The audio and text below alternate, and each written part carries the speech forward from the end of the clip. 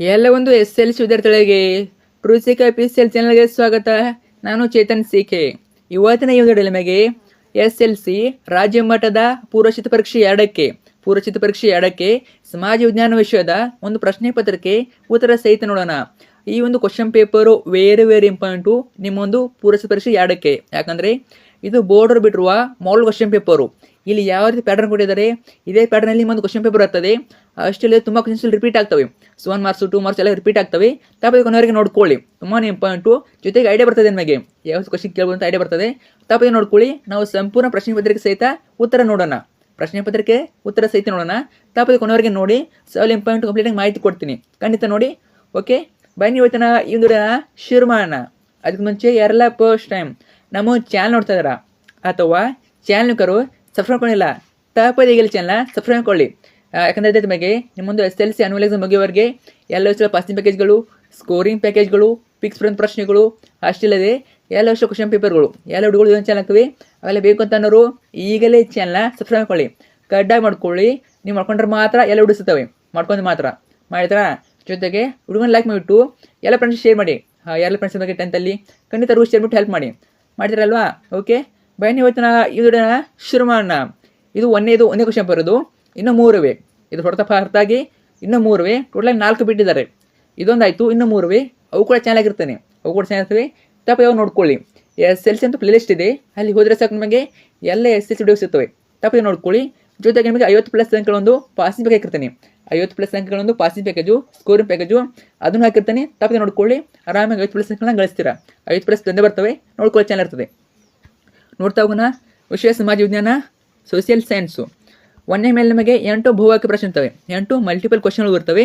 ನೋಡ್ತಾ ಹೋಗೋಣ. 1ನೇ ಪ್ರಶ್ನೆ, ಬ್ರಿಟಿಷ್ ಆಡಳಿತಾವಧಿಯಲ್ಲಿ ಸೂಪರಿಂಟೆಂಡೆಂಟ್ ಆಫ್ ಪೊಲೀಸ್ ಅಂದರೆ ST ಹುದ್ದೆಯನ್ನು ಸೃಷ್ಟಿಸಿದವನು ಯಾರು? ಆಪ್ಷನ್ ಬಿ ಕಾರ್ನ್ವಾಲಿಸ್ ಆಗ್ತದೆ. ಕಾರ್ನ್ವಾಲಿಸ್ ಸೃಷ್ಟಿಸ್ತಾನೆ. SP ಹುದ್ದೆಯನ್ನು ಕಾರ್ನ್ವಾಲಿಸ್ ಸೃಷ್ಟಿಸ್ತಾನೆ. ವೇರ್ ಪಾಯಿಂಟು ರಿಪೀಟ್ ಆಗ್ಬೋದು. ಕ್ವಶನ್ ನಂಬರ್ 2, ಕದನ ಸೌಹಾರ್ದತೆಯ ಮೈತ್ರಿಕೂಟವನ್ನು ರಚಿಸಿಕೊಂಡ ದೇಶಗಳು ಯಾವ ದೇಶಗಳು? Option C Germany, Austria, Hungary ಮತ್ತು ಇಟಲಿ ದೇಶಗಳು ರಚಿಸಿಕೊಳ್ತವೆ. ಪ್ರಶ್ನೆ ಸಂಖ್ಯೆ 3, ದಕ್ಷಿಣ ಏಷ್ಯಾ ಪ್ರಾದೇಶಿಕ ಸಹಕಾರ ಸಂಘದ ಮುಖ್ಯ ಕಚೇರಿ ಇರುವುದು ಎಲ್ಲಿದೆ? ಮುಖ್ಯ ಕಚೇರಿ ಆಪ್ಷನ್ ಸಿ ಕಠ್ಮಂಡುವಿನಲ್ಲಿ ಇದೆ, ಕಠ್ಮಂಡು. ಪ್ರಶ್ನೆ ಸಂಖ್ಯೆ 4, ವೇರ್ ಪಾಯಿಂಟು ನೋಡಿ. ಸ್ಪೃಶ್ಯತೆ ಹಿಂದೂ ಸಮಾಜಕ್ಕೆ ಅಂಟಿದ ಕಳಂಕ ಎಂದು ಹೇಳಿದರು ಯಾರು ಹೇಳ್ತಾರೆ? ಮಹಾತ್ಮ ಗಾಂಧೀಜಿಯವರು. ತುಂಬ ಮಿಸ್ಟೇಕ್ ಮಾಡ್ತೀರಾ, ಸ್ವಾಮಿ ವಿವೇಕಾನಂದ ಎಲ್ಲ ಹಾಕ್ತೀರಾ, ಆ ರೀತಿ ಇಲ್ಲ. ಇನ್ನು ಹೇಳಿದವರು ಕರೆಕ್ಟ್ ಆನ್ಸರು ಮಹಾತ್ಮ ಗಾಂಧೀಜಿ ಹೇಳ್ತಾರೆ. ಅಸ್ಪೃಶ್ಯತೆ ಹಿಂದೂ ಸಮಾಜಕ್ಕೆ ಅಂಟಿದ ಕಳಂಕ. ವೇರಿ ಇಂಪಾರ್ಟೆಂಟು ರಿಪೀಟ್ ಆಗ್ತದೆ. ನಿಮಗೆ ಮಲ್ಟಿಪಲ್ ಕೇಳ್ಬೋದು, 1 ಮಾರ್ಕ್ಸಲ್ಲಿ ಕೇಳ್ಬೋದು. ಸೊ ರಿಪೀಟ್ ಆಗ್ತವೆ. ಅನುವಲಿಸಮ್ ಕೂಡ ನೋಡ್ಕೊಳ್ಳಿ. ಪ್ರಶ್ನೆ ಸಂಖ್ಯೆ 5, ಇದು ಕೇವಲ ನಿಮ್ಮದು ಪೂರ್ವಸಿದ್ಧ ಪರೀಕ್ಷೆ ಮಾತ್ರ ಅಲ್ಲ, ಅನುವಲಿಸಮ್ಗೂ ಇದೇ ಮಾಲ್ ಕ್ವಶನ್ ಬರು, ನೋಡ್ಕೊಳ್ಳಿ ಚೆನ್ನಾಗಿ. ಮಾಸಿನ್ ರಾಮ್ ಅಧಿಕ ಮಳೆ ಪಡೆಯುವ ಪ್ರದೇಶಗಳ ಗುಂಪಿಗೆ ಸೇರಿದೆ ಏಕೆ? ಸರಿಯಾದ ಉತ್ತರ ಆಪ್ಷನ್ ಡಿ, ಅದು ವಾರ್ಷಿಕ 250 ಸೆಂಟಿಮೀಟರ್ಗಿಂತ ಹೆಚ್ಚು ಮಳೆ ಪಡೆಯುತ್ತದೆ. ಪ್ರಶ್ನೆ ಸಂಖ್ಯೆ 6, ಚಂದ್ರನ ದಕ್ಷಿಣ ಧ್ರುವದ ಬಳಿ ತನ್ನ ಬಾಹ್ಯಾಕಾಶ ನೌಕೆಯನ್ನು ಇಳಿಸಿದ ಮೊದಲ ದೇಶ ಯಾವ ದೇಶ? ನಮ್ಮ ಭಾರತ ದೇಶ. ಆಪ್ಷನ್ ಡಿ ಭಾರತ ದೇಶ ಸರಿಯಾದ ಉತ್ತರ. ಚಂದ್ರನ ದಕ್ಷಿಣ ಧ್ರುವ ಅಂತ ಕೇಳಿದ್ರೆ ಅದು ಭಾರತ ದೇಶ ಆಗ್ತದೆ. ಪ್ರಶ್ನೆ ಸಂಖ್ಯೆ 7, ಸಾಮಾನ್ಯವಾಗಿ ಅಭಿವೃದ್ಧಿಶೀಲ ದೇಶಗಳು ಮಂಡಿಸುವ ಆಯವ್ಯಯ ಏನು? ಆಪ್ಷನ್ ಸಿ ಕೊರತೆ ಆಯವ್ಯಯ ಸರಿಯಾದ ಉತ್ತರ. ಪ್ರಶ್ನೆ ಸಂಖ್ಯೆ 8, ಸಾಮಾನ್ಯವಾಗಿ ಹಿರಿಯ ನಾಗರಿಕರು ಮತ್ತು ಪಿಂಚಣಿದಾರರು ತೆರೆಯುವ ಬ್ಯಾಂಕ್ ಖಾತೆ ಯಾವ ಖಾತೆ? ಉಳಿತಾಯ ಖಾತೆ ತೆಗಿತಾರೆ, ಉಳಿತಾಯ ಖಾತೆ. ನಿಮಗೆ ಚಾಲ್ತಿ ಖಾತೆ ಬಗ್ಗೆ ಕೇಳ್ಬೋದು. ಒಟ್ಟಿನಲ್ಲಿ ಬ್ಯಾಂಕ್ ವ್ಯವಹಾರ ಬಗ್ಗೆ 1 ಮಾರ್ಕ್ಸಲ್ಲಿ ಬರ್ತಿರ್ತವೆ, ನೋಡ್ಕೊಳ್ಳಿ.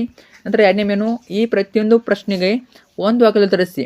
1 ಅಂಕದ 1 ಪ್ರಶ್ನೆ ಒಟ್ಟಾಗಿ 8 ಅಂಕ, ಪ್ರತಿಯೊಂದಕ್ಕೂ 1 ಅಂಕ. ಮತ್ತು ಪ್ರಶ್ನೆ, ಮೇಲುಕೋಟೆ ಚೆಲುವ ನಾರಾಯಣ ಸ್ವಾಮಿಗೆ ರಾಜಮೋಡಿ ಎಂದು ಕಿರೀಟವನ್ನು ಅರ್ಪಿಸಿದವರು ಯಾರು? ಉತ್ತರ ರಾಜ ಒಡೆಯರು. ಪ್ರಶ್ನೆ ಸಂಖ್ಯೆ 10, ರಷ್ಯಾ ಜರ್ಮನಿಯೊಂದಿಗೆ ಯುದ್ಧ ರಹಿತ ಒಪ್ಪಂದ ಮಾಡಿಕೊಂಡಿತ್ತು ಏಕೆ ರಷ್ಯಾ ಯುದ್ಧ ರಹಿತ ಒಪ್ಪಂದ ಮಾಡ್ಕೋತದೆ? ಉತ್ತರ ನೋಡಿ. 1917ರಲ್ಲಿ ರಷ್ಯಾದಲ್ಲಿ ಕಮ್ಯುನಿಸ್ಟ್ ಕ್ರಾಂತಿ ಏರ್ಪಟ್ಟಿತ್ತು. ಆದ್ದರಿಂದ ಅವರು ಏನು ಮಾಡ್ಕೋತಾರೆ? ಯುದ್ಧ ರಹಿತ ಒಪ್ಪಂದವನ್ನು ಮಾಡ್ಕೋತಾರೆ.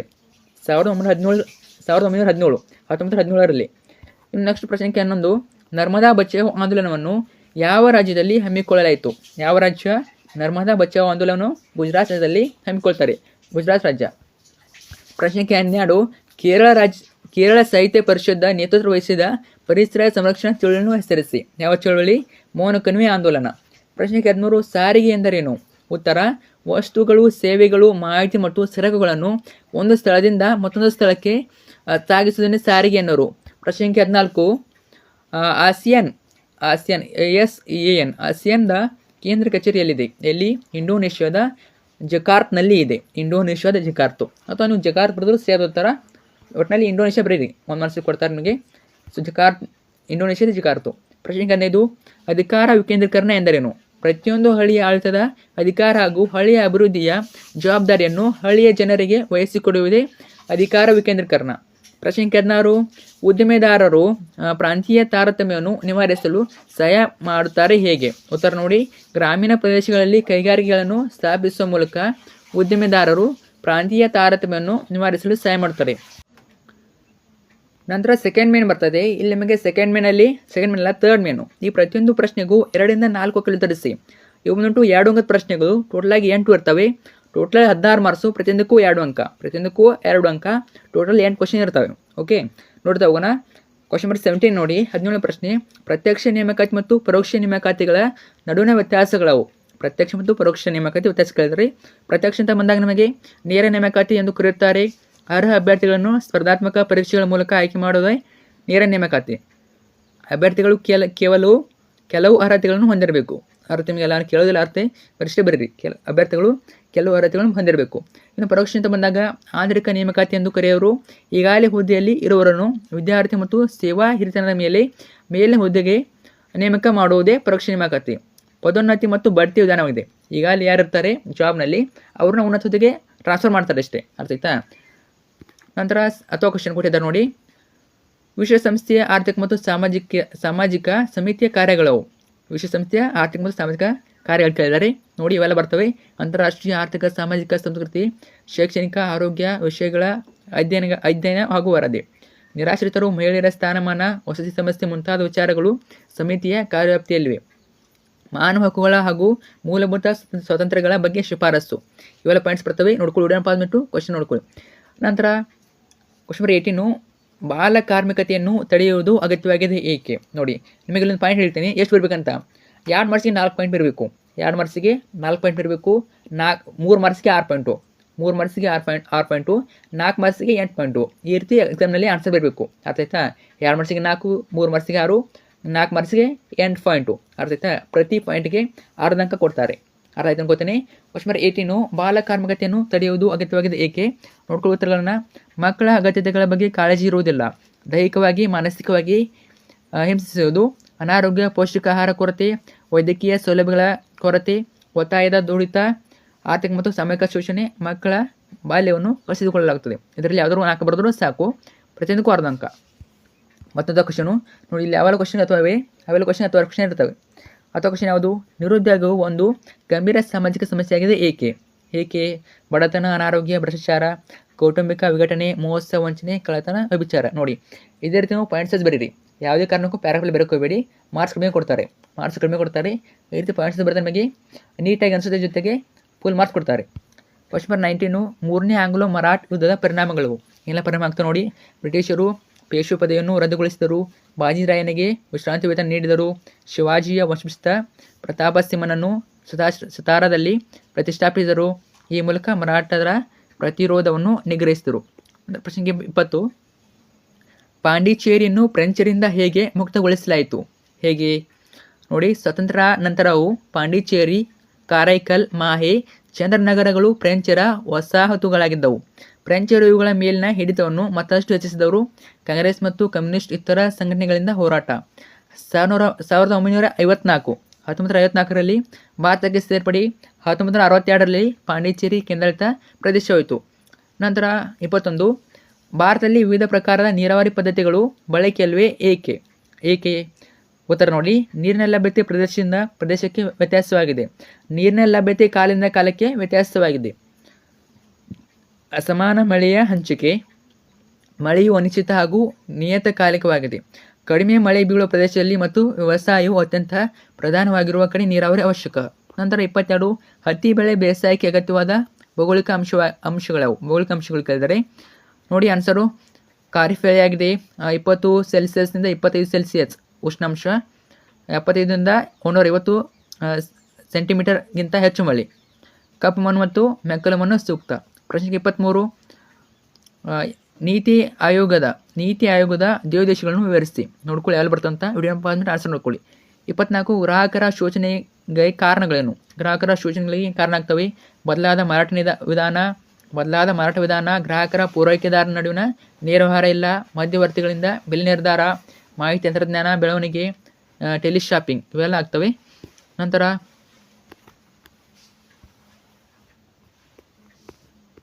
ಫೋರ್ತ್ ಮೇನು, ಈ ಪ್ರತಿಯೊಂದು ಪ್ರಶ್ನೆಗೂ 6 ಅಂಕಗಳು ತರಿಸಿ ಅಥವಾ ಅಂಶಗಳು ತರಿಸಿ. 3 ಅಂಕ 90 ಪ್ರಶ್ನೆಗಳು, ಟೋಟಲ್ 27 ಅಂಕ, ಪ್ರತಿಯೊಂದಕ್ಕೂ 3 ಅಂಕ. ಅರ್ಥ ಆಯ್ತಾ? ಸೊ ನಿಮಗೆ ಇಲ್ಲಿ 3 ಮಾರ್ಕ್ಸ್ಗೆ 6 ಪಾಯಿಂಟನ್ನು ಬರಬೇಕು. ಟೋಟಲಾಗಿ 9 ಕ್ವಶನ್ ಬರೆದಿರ್ತದೆ, ನೆನ್ಪಿಟ್ಟುಕೊಳ್ಳಿ.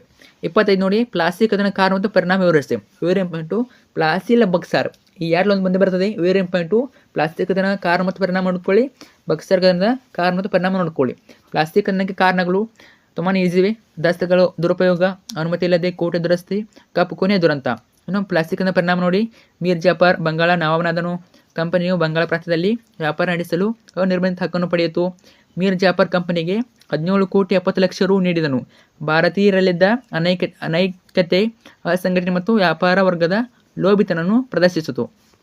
ಇನ್ನು ಕ್ವಶನ್ನು, ಭಾರತದಲ್ಲಿ ಬ್ರಿಟಿಷರು ಜಾರಿಗೆ ತಂದ ರೈತವಾರಿ ಪದ್ಧತಿಯನ್ನು ವಿವರಿಸಿ. ಇವೆಲ್ಲ ಆನ್ಸರ್ ನೋಡ್ಕೊಳ್ಳಿ, ವಿಡಿಯೋ ಪಾಸ್ ಮಾಡಿಟ್ಟು. ನಂತರ 26, ನಿತ್ಯ ಹರಿದ ಅರಣ್ಯಗಳು ಮತ್ತು ಮರುಭೂಮಿ ಅರಣ್ಯಗಳ ನಡುವಿನ ವ್ಯತ್ಯಾಸ ಕೇಳಿದ್ದಾರೆ ನೋಡಿ. ಉಷ್ಣವಲಯದ ಹುಲ್ಲುಗಾವಲು ಅರಣ್ಯಗಳು, ಮರುಭೂಮಿ ಅರಣ್ಯಗಳು. ನಂತರ ಕ್ವಶನ್ನು, ರಾಷ್ಟ್ರೀಯ ಹೆದ್ದಾರಿಗಳ ಮಹತ್ವವೇನು? ಹೆದ್ದಾರಿ ಮಹತ್ವ ಏನು ಬರ್ತವೆ? ರಾಷ್ಟ್ರೀಯ ಹೆದ್ದಾರಿಗಳು ದೇಶದ ಅತಿ ಮುಖ್ಯ ರಸ್ತೆಗಳಾಗಿವೆ. ದೇಶದ ಉದ್ದಗಲಕ್ಕೆ ನಿರ್ಮಾಣಗೊಂಡಿದೆ.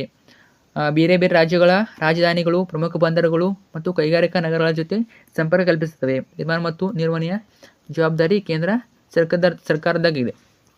27, ಗ್ರಾಮೀಣ ಅಭಿವೃದ್ಧಿಯ ಮಹತ್ವವನ್ನು ವಿವರಿಸಿ. ಪ್ರತಿಯೊಂದು ಉತ್ತರವೇ ಉತ್ತರ ನೋಡ್ಕೊಳ್ಳಿ. ನಾನು ಜಸ್ಟ್ ಮೇನ್ ಕ್ವಶನ್ ಹೇಳ್ತಾ ಹೋಗ್ತೀನಿ. ಕ್ವಶನ್ ಕೊಟ್ಟಿದ್ದಾರೆ, ಸಾರ್ವಜನಿಕ ಹಣಕಾಸು ಮತ್ತು ವೈಯಕ್ತಿಕ ಹಣಕಾಸುಗಳ ನಡುವಿನ ವ್ಯತ್ಯಾಸ. ವೈಯಕ್ತಿಕ ಹಣಕಾಸು, ಸಾರ್ವಜನಿಕ ಹಣಕಾಸು ತುಂಬಾ ಈಸಿ. ವೈಯಕ್ತಿಕ ಬಂದಾಗ ವ್ಯಕ್ತಿ ಅಥವಾ ಕುಟುಂಬದ ಆದಾಯ ವೆಚ್ಚಗಳಿಗೆ ಸಂಬಂಧಿಸಿದೆ. ಸಾರ್ವಜನಿಕ ಹಣಕಾಸು ಸರ್ಕಾರ ಆದಾಯ ವೆಚ್ಚಗಳಿಗೆ ಸಂಬಂಧಿಸಿದೆ. ಇದೇ ರೀತಿ ಪಾಯಿಂಟ್ಸ್ನ ಬರಬೇಕು. ನಂತರ ಪ್ರಶ್ನೆ 28, ಬ್ಯಾಂಕ್ಗಳು ಸಲ್ಲಿಸುವ ಸೇವೆಗಳವು? Very important. ಬ್ಯಾಂಕ್ಗಳ ಮೇಲೆ ಕ್ವಶನ್ ಕೇಳ್ತಾರೆ. ಅದು 1 ಮಾರ್ಕ್ಸ್ 2 ಮಾರ್ಕ್ಸ್ ಕೇಳ್ಬೋದು, ಒಟ್ಟಿನಲ್ಲಿ 3 ಮಾರ್ಕ್ಸ್ ಕೂಡ ಕೇಳ್ತಾರೆ, ನೋಡ್ಕೊಳ್ಳಿ. ಸಾರ್ವಜನಿಕರ ಠೇವಣಿ ಅಂಗೀಕರಿಸುವುದು, ಸಾಲಗಳನ್ನು ಕೊಡುವುದು, ಹಣವನ್ನು ವರ್ಗಾಯಿಸುವುದು, ಇವೆಲ್ಲ ಬರ್ತವೆ, ನೋಡ್ಕೊಳ್ಳಿ ಪಾಯಿಂಟ್ಸ್ಗಳನ್ನು. ಇನ್ನು ಕ್ವಶನ್ನು, ಜಿಲ್ಲಾ ಕೈಗಾರಿಕಾ ಕೇಂದ್ರಗಳು ಒದಗಿಸುವ ಸೇವೆಗಳವು? ಇವು ಕೂಡ ಉತ್ತವೆ, ನೋಡ್ಕೊಳ್ಳಿ. ನಂತರ 29, ಪೆರಿಯಾರ್ ಚಳುವಳಿಯ ಕುರಿತು ಬರೆಯಿರಿ. ಆತ್ಮಗೌರವ ಚಳುವಳಿ ಆರಂಭಿಸಿದರು. 1926 ರಲ್ಲಿ ಸೆಲ್ಫ್ ರೆಸ್ಪೆಕ್ಟ್ ಲೀಗನ್ನು ಆರಂಭಿಸಿದರು. ಅವೆಲ್ಲ ಪಾಯಿಂಟ್ಸ್ ನೋಡ್ಕೊಳ್ಳಿ. ನಂತರ 30ನೇ ಕ್ವಶನು, ವೆರಿ ಇಂಪಾರ್ಟೆಂಟು. 1857ರ ಪ್ರಥಮ ಸ್ವಾತಂತ್ರ್ಯ ಸಂಗ್ರಾಮದ ಪರಿಣಾಮಗಳು ಯಾವುವು? ವೆರಿ ಇಂಪಾರ್ಟೆಂಟು, ರಿಪೀಟ್ ಆಗ್ಬೋದು. ಸೊ ಅನಲೈಸಿಂಗ್ ಕೂಡ ಇಂಪಾರ್ಟೆಂಟು, ನೋಡ್ಕೊಳ್ಳಿ, ಆನ್ಸರ್ಗೆ ನೋಡ್ಕೊಳ್ಳಿ. ನಂತರ 31, ಭಾರತದ ವಿದೇಶಾಂಗ ನೀತಿಯ ಮೂಲ ತತ್ವಗಳವು? ಮೂಲ ತತ್ವಗಳನ್ನು ಬರೀಬೇಕು, ಇವೆಲ್ಲ ಮೂಲ ತತ್ವಗಳು, ನೋಡ್ಕೊಳ್ಳಿ. ಇನ್ನು 32, ಅಸಂಘಟಿತ ವಲಯದ ಕೆಲಸಗಾರರು ಎದುರಿಸುತ್ತಿರುವ ಸವಾಲುಗಳನ್ನು ವಿವರಿಸಿ. ಯಾವೆಲ್ಲ ಸವಾಲುಗಳು ಬರ್ತವೆ ನೋಡ್ಕೊಳ್ಳಿ. ನಂತರ 33, ವೆರಿ ಇಂಪಾರ್ಟೆಂಟು, ಯಾವುದು? ಭೂಕಂಪದ ಪರಿಣಾಮಗಳನ್ನು ವಿವರಿಸಿ. ಅರ್ಥಾತ್ ಮಣ್ಣಿನ ಬಗ್ಗೆ ಆಗಿರ್ಬೋದು, ಭೂಕಂಪ, ಮಣ್ಣು. ಸೊ 2 ಟಾಪಿಕ್ ಇಂಪಾರ್ಟೆಂಟು, 2ನ ಕರೆಕ್ಟ್ ನೋಡ್ಕೊಳ್ಳಿ. ಭೂಕಂಪದ ಕೇಳ್ಬೋದು ಅಥವಾ ಮಣ್ಣಿನ ಬಗ್ಗೆ ಕೇಳ್ಬೋದು. ನಂತರ ನೆಕ್ಸ್ಟ್ ಮೇನು, ಈ ಪ್ರತಿಯೊಂದು ಪ್ರಶ್ನೆಗೂ 8 ಅಂಕಗಳು ಉತ್ತರಿಸಿ ಅಥವಾ ಅಂಶಗಳು ಉತ್ತರಿಸಿ. 4 ಅಂಕ 4 ಪ್ರಶ್ನೆ, ಟೋಟಲಾಗಿ 16 ಅಂಕ, ಪ್ರತಿಯೊಂದಕ್ಕೂ 4 ಅಂಕ, ಟೋಟಲಾಗಿ 4 ಕ್ವಶನ್ ಇರಬೇಕು.